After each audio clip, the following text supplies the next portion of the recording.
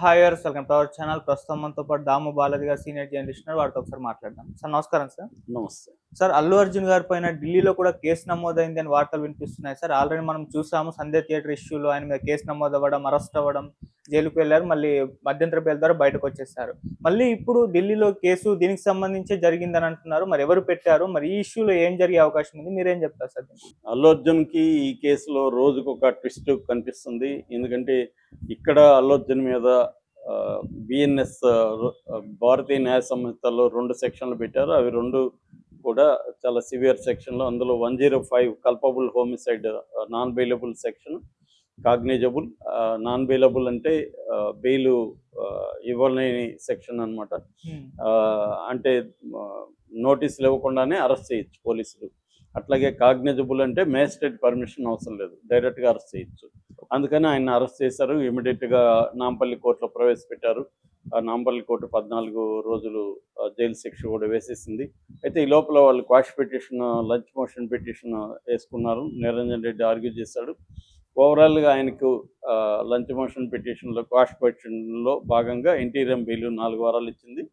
దాని మీద సుప్రీంకోర్టుకి ఇక్కడ గవర్నమెంట్ వెళ్తుందని చెప్తున్నారు. అది అట్లాగే అల్లు అర్జున్ కూడా సుప్రీంకోర్టులో క్వాష్ పిటిషన్, ఇక్కడ వేసిన క్వాష్ పిటిషన్ రాలేదు కాబట్టి విచారణకి, అక్కడ మళ్ళీ క్వాష్ పిటిషన్. అసలు ఈ కేసుకి సంబంధం లేదు. ఆల్రెడీ షారుఖ్ ఖాన్ సిమిలర్ దీంట్లో షారుఖ్ ఖాన్ జరిగింది. ఇట్లాంటివి గతంలో కూడా చాలా జరిగాయి. ఇందాక కూడా రామ్ గోపాల్ ట్వీట్ చేశాడు, క్షణక్షణం తీసేటప్పుడు శ్రీదేవిని చూడడానికి వచ్చిన 1,00,000 మందిలో 3 చనిపోయారు. మరి ఇప్పుడు వెళ్ళి మీరు స్వర్గానికి వెళ్ళి శ్రీదేవిని అరెస్ట్ చేస్తారని ఆయన అడిగారు. సో ఇలాగా మొత్తంగా ఏంటంటే ప్రముఖులు ప్రజల్లోకి వెళ్ళినప్పుడు తొక్కిసలాటలు జరగడం, దేవాలయాల్లో జరగడం, తర్వాత బాబాల దగ్గర జరగడం, పుష్కరాల్లో జరగడం, ఇలాగ అనేకం జరుగుతున్నాయి. దాన్ని మరి వాళ్ళ అందరిని అరెస్ట్ చేశారన్న ప్రశ్న వస్తుంది. సో ఏదేమైనా ఇది ఇప్పుడు తెలంగాణ నుంచి ఢిల్లీ దాకా మొత్తంగా ఇది నేషనల్ ఇష్యూ అయిపోయింది. ఈ క్రమంలో ఇప్పుడు అల్లు అర్జున్కి మరొక షాక్ తగిలింది. అదేంటంటే హ్యూమన్ రైట్స్ కమిషన్కి యుగంధర్ గౌడ్ అని ఒక బీసీ సంక్షేమ సంఘం తెలంగాణ కార్యదర్శి లేదా అధ్యక్షుడు కరెక్ట్గా తెలియదు, ఆయన ఈ బీసీ సంఘం తరఫున కోర్టులో కేసు వేశాడు. ఎందుకంటే ఈ ఫ్యామిలీ కూడా బీసీలు, వీళ్ళ చనిపోవడానికి కారణం అల్లు అర్జునే అనేది ఆయన హ్యూమన్ రైట్స్ కమిషన్కి పిటిషన్ వేస్తాడు. హ్యూమన్ రైట్స్ కమిషన్ దాన్ని యాక్సెప్ట్ చేసింది. అయితే ఇక్కడ నాకు తెలిసి ఇప్పటి వరకు 2 పిటిషన్లు ఉన్నాయి. ఆల్రెడీ జనసేన సంబంధించిన లాయర్ ఒక హ్యూమన్ రైట్స్ కమిషన్, ఆయనేమో పోలీసులది తప్పని వేశాడు. థియేటర్ తప్పని కాకుండా పోలీసులు వైఫల్యం వల్లనే ఇది జరిగిందనేది హ్యూమన్ రైట్స్ కమిషన్. మరి హ్యూమన్ రైట్స్ కమిషన్ దాని మీద ఏం చర్య తీసుకుంది అనేది ఇప్పటివరకు ఏమి సమాచారం లేదు. మామూలుగా అయితే హ్యూమన్ రైట్స్ కమిషన్ ఏం చేస్తుందంటే స్టేట్ డీజీపీకి ఆదేశాలు ఇస్తుంది, దీని మీద సమగ్ర విచారణ జరిపి ఒక నివేదిక పంపించమని. సో మరి అదేమన్నా చేసిందా లేదా వాళ్ళు ఏమన్నా ఒక జడ్జిని, రిటైర్డ్ జడ్జిని కానీ పంపించి విచారణ జరిపిస్తారా అనేది చూడాలి. మామూలుగా బీసీ కమిషన్ వాళ్ళకు కూడా పెట్టచ్చు. ఇది ఒక బీసీలకి అన్యాయం జరిగినప్పుడు బీసీ కమిషన్ కూడా ఇన్వాల్వ్ అవుతుంది. ఎందుకంటే మహిళలకు అన్యాయం జరిగితే మహిళా కమిషన్ ఇన్వాల్వ్ అవుతుంది, ఎస్సీలకి ఎస్సీ కమిషన్ ఉంటాయి, ఇలాగ కమిషన్లు ఇన్వాల్వ్ అవుతాయి. సో ఆ రకంగా ఇప్పుడు ఇంకొక కొంత తలనొప్పిగా చెప్పుకోవచ్చు. ఇప్పుడు అది వేస్తే అది ఇంకో దానివల్ల ఫైనల్గా తేలాల్సింది కోర్టుల్లోనే, కమిషన్ల తేల్చేదేమి ఉండవు. కాకపోతే అవన్నీ కూడా కోర్టులు పరిగణలోకి తీసుకోవచ్చు. రేపు పొద్దున court strong case Allu Arjun మీద పెట్టడానికి ఇవన్నీ కూడా పనికొచ్చే అవకాశాలు ఉన్నాయి. బెయిల్ ఇప్పుడు అల్లు అర్జున్కి ఏంటంటే ఒక టెన్షను, ఆల్రెడీ వారం అయిపోయింది, ఇంకో 3 వారాల్లో ఈ బెయిల్ ల్యాప్స్ అయిపోతుంది. బెయిల్ ల్యాప్స్ అయిపోయినప్పుడు రెగ్యులర్ బెయిల్కి అప్లై చేయాలి. రెగ్యులర్ బెయిల్కి అప్లై చేసి బెయిల్ రాకపోతే మళ్ళీ జైలుకి వెళ్ళాల్సి ఉంటుంది. ఆల్రెడీ రిమాండ్ ఉంది, ఆ రిమాండ్ మీద ఇప్పుడు ఇంటీరియం బెయిల్ ఉంది. ఇంటీరియం బెయిల్ లోపల ఈయనకి క్వాష్ పిటిషన్లో వెళ్ళి కానీ ఈ కేసు అసలు అల్లు అర్జున్కి వర్తించదని కానీ సుప్రీంకోర్టులో తెచ్చుకోగలిగితే ఆయనకి ఊరట లభిస్తుంది. లేదన్నప్పుడు మాత్రం అల్లు అర్జున్కి కష్టమే.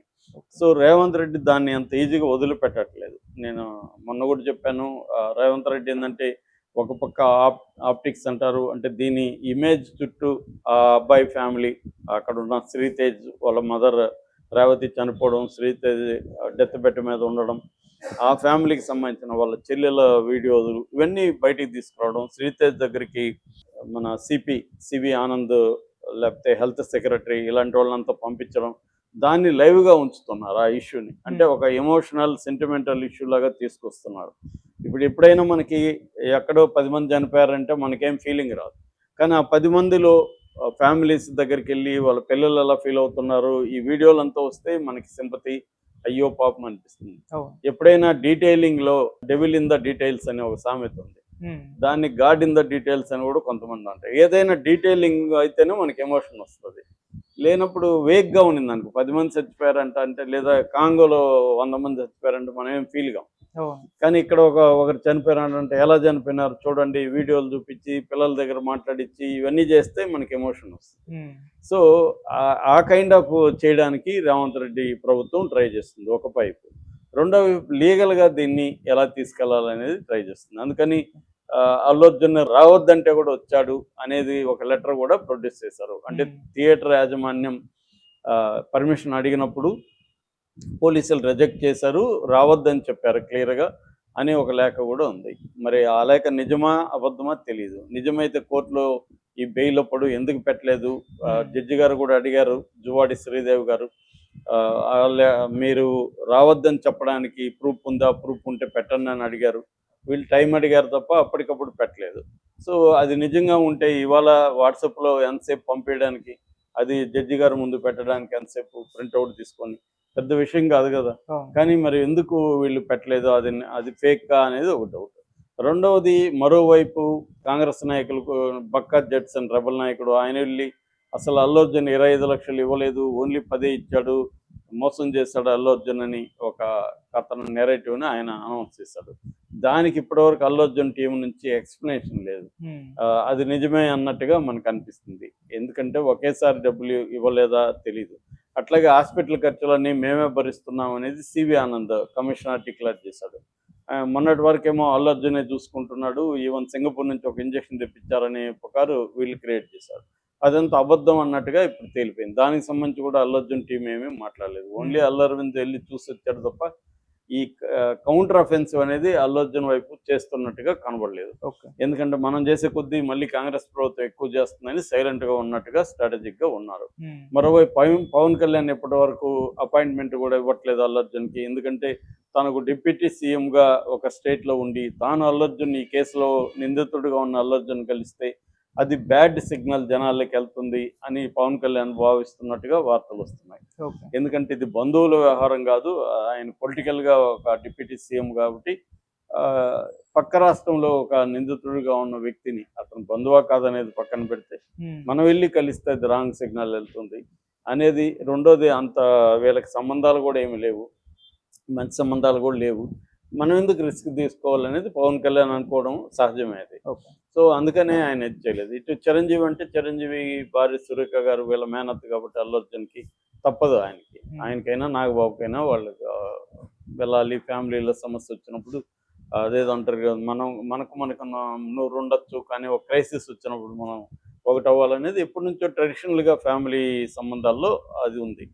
సో ఈ కాంటెక్స్ట్లో ఇప్పుడు అల్లు అర్జున్కి ఈ నేషనల్ హ్యూమన్ రైట్స్ కమిషన్ పెట్టడం వల్ల ఏ మాత్రం నష్టం ఉంటుంది అనేది చూడాలి. అయితే ఒక అల్లు అర్జున్కి ఒక ఊరట కలిగించే కొత్త న్యూస్ ఏంటంటే, ఈ అబ్బాయి శ్రీతేజ్ కండిషన్ కొంత బెటర్గా ఉంది, ఆ అబ్బాయి కళ్ళు తెరిచి చూస్తున్నాడు, కాకపోతే ఏమీ గుర్తుపట్టట్లేదు, కొంత స్టేబుల్గా ఉంది అన్న వార్త కొద్దిగా ఊరట. ఎందుకంటే ఆ అబ్బాయికి ఏమైనా జరగకూడదు జరిగితే అల్లు అర్జున్కి అది ఇంకా పెద్ద ఇదవుతుంది.